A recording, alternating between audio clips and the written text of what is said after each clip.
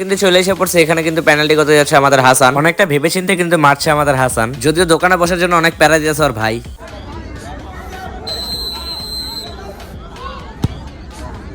প্রতিবারই হাসানের শিওর গোল হয়, কিন্তু এবার যে গোলটা হবে না সেটা কখনো ভাবি নাই। অপর সাইড টিমেরও কিন্তু প্রথম পেনাল্টি দেখে উনি কি করে। অপর সাইড টিমের প্রথমটাই কিন্তু মিস। এখন আমাদের টিম থেকে হামিম মারবে, দেখে হামিমেরটা কি হয়, কিন্তু আমার মনে হয় ও গোল দিবে। বলেছিলাম না হামিম গোল দিবে, কারণ হামিমের পেনাল্টি অনেক শিওর হয়। অপর সাইড টিমের দ্বিতীয় শটটা দেখে কি করে। দ্বিতীয় শটটাই কিন্তু মিস করে ফেলে। এখন আমাদের চল্টু মারবে। আপনাদের কি মনে হয় চল্টু কি গোল দিতে পারবে?